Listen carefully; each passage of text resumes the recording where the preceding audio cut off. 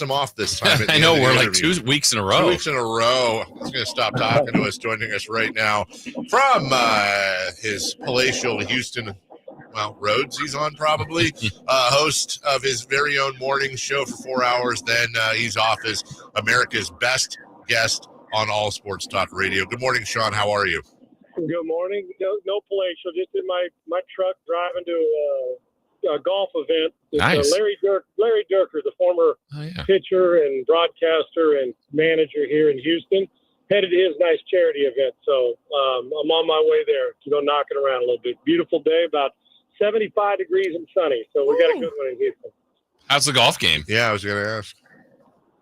How's my game? Yeah. I'm probably playing to about a 9 or 10 handicap right now. I took a couple years off, but I've now hired a swing coach and really grinding and playing whenever I can. So joined a club. So yeah, man, I'm playing a lot as often as I can, I guess, and trying to get better. Quit 3-putting somewhere along the line. So yeah, I'm doing all right, I guess. Doesn't Hank Haney live in Texas?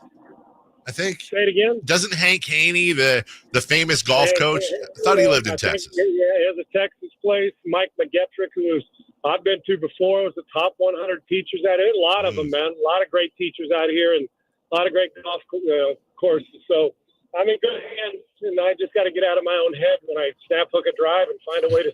I'm really good. I'm a really good ham and egg guy. I hit a shot. We played yesterday. I hit a shot for punched one under the trees and hit it to about 10 feet from 145 yards. And it's like, I said, the reason I'm good at those is I'm always here. But at 120 yards staring right at the flagstick in the middle of the fairway with a fluffy lie, there's a chance I'm not hitting it in a 10-foot circle, but I'll be damned. I can hit it from a fairway bunker to 12 feet because I'm always in them. So that's what happens when you practice hitting bad shots because you're in it all the time. So, but I love it. I'm the same grind and passion for this as I do anything else I do. So I'm loving it, man. Jake Moody was hitting some bad shots for the Niners over the weekend. 3 of 6, missed 3 field goals, made the game winner. And with the acknowledgement that we're sure this happens all the time in locker rooms on the sidelines, we just don't see it. There was film, I'm sure you saw, of Deebo Samuel going over, telling him to lock in or whatever he said. And then Tabor Pepper there, the long snapper, got in between them. Deebo kind of 3 stooges, slapped them both.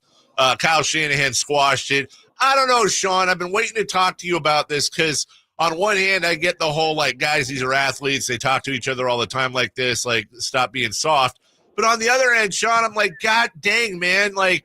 You think Jake Moody was you know what? I wasn't locked in. Now that you've told me to lock in, now I'm really going to be locked in. Thanks for the advice, Deebo. I don't know. How did you take that whole thing? Well, I'd also probably look at Deebo and say, man, you're awesome and I love you, but that wasn't drip you were wearing. That was I forgot my luggage attire. That's a good way to get back and say, what'd you do, miss your long pants on the pregame? Nah, it's true. It's the way you say it, Dave. It matters, right? The approach, and I know it sounds, we're way too sensitive in society and football, and when we get a camera angle, it's like, oh my gosh, the world's offended. I do believe, and one thing, special teams guys and a long snapper, a holder, I did it for John Carney, the kicker. First off, he's grinding. He only gets if you're lucky, you get 5 swings at it a day, and that's a high field goal or extra point day. It's a hard job, but that's what they get paid to do. And the frustration, because, we joke about this, but sometimes when we say, they're not football players, they're kickers, it's not true, it's not fair, because they're really important to our team. But like anything else, we joke about it until we need them, right? We devalue a running back in contract negotiations until it's 3rd and 3, and we got to move on in the playoffs, and we need Christian McCaffrey. So, I think there's a time and a place as long as you don't embarrass the teammate. He knows what pressure he's under, but every now and again you get a feel for when a guy needs grabbed by the face mask or talked to in a tough love situation. So it doesn't bother me. Cameras pick it up. I love the fact that one of your teammates comes to the rescue. It worked. But you can't miss 3 field goals each week. They know that. And I think it's the way you choose to say things to a teammate on the sideline where you realize, hey, we're in this together, man. We got you. Just because I grab your jersey, we got you. Go in there and do what we know you can do. And that's a good thing. So I think it's how it's said and how you approach it. But sometimes, listen, it doesn't matter. Emotions are going to take over. Look what Micah Parsons said about his head football coach. Who does that in this day and age?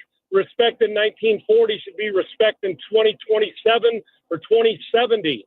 Who says that, oh, he's done more than the coach ever? Well, the coach has a Super Bowl ring, even though the execution's not good. So I'm just not a big bus toss guy with subordinates and teammates, but I have no problem. See, it wouldn't bother me if a guy got in my face. It happened plenty, and you respond. And as long as it's respectful, I think it's how it's presented is more important than the fact that it was presented. Sean, there was news today out of Chicago that less than a year on the job, Shane Waldron was fired as offensive coordinator. Obviously, there's expectations with that team and certainly with Caleb Williams. What did you make of that decision? And it's 2 straight years they're changing coordinators there in Chicago. Yeah, and luckily for Caleb Williams, it's not 2 straight years for him where they have a third coordinator in his rookie year. So, but he's going to have another one. And I'll tell you what, if they don't get fixed, that's the old I confess it's the coordinator's fault. And he has not, been overly successful like Ben Johnson in the division as calling plays. So I get it. It seems like it's happening more now than ever. When it's in doubt, Raiders did it. Let's get rid of the assistant now. I don't know if that's someone on high saying fire him or you're in trouble, or it's this and Shane Waldron's not doing his job. We got to make a move. And I get it. Happens, and that's part of the coaching thing. But if Matt Eberflus doesn't change it around, there's a good chance he'll be joining Shane Waldron when the season's over, because they started out well, but they have been underachieving the last 4 or 5 weeks. It's looked pitiful. They should be better than that, and they will be out and looking for a guy like Ben Johnson, I think, if this continues. So it's always hard during the season. The Jets obviously did the same thing, and you hope you have more success, but it's not just the coach, it's execution, both come into play. So it's an easy scapegoat. But in truth, if you're not buying in the locker room or during game day and you're not making the necessary adjustments that a 7-figure coordinator is supposed to make, then you move on from him. And if the coach doesn't feel comfortable with what's going on, you either take over the play calling as a defensive guy or you find somebody else to do it. So that's just it. And Caleb Williams is going to have to play better. But I assure you there's a handful of guys out there that if they do get the head coaching and or coordinator job in Chicago, that Caleb Williams will get better, and Ben Johnson being one of them. Matt Eberflus better pick it up or he's going to join him, Shane Waldron. I get why it happens. I think it's a bummer, but it's a league that's based on production when it comes to coaches and not potential. And it looks like it was spreading because the Raiders somehow were flummoxed into hiring Luke Getsy, who sucked last year, which stopped them from getting Justin Fields, as we talked about last week, from the Bears, which would have been a hell of a lot better than what they have. So let me ask you this. Real quick, go ahead. Quick. One thing with this real quick.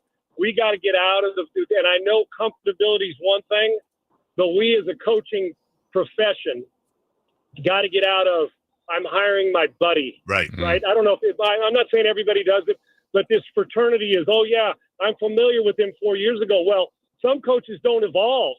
And if you're familiar 5 years ago, that coach may still be living 5 years ago. So there are things you got to evolve. We got to hire the best candidates, not your buddies, because that fraternity sometimes they take each other for granted in the meeting room and nobody challenges their buddy. So what happens is because you're afraid no growth. So we got to get out of that in this profession as well. You got to hire the best candidates at every position and the ones that get buy-in from the players.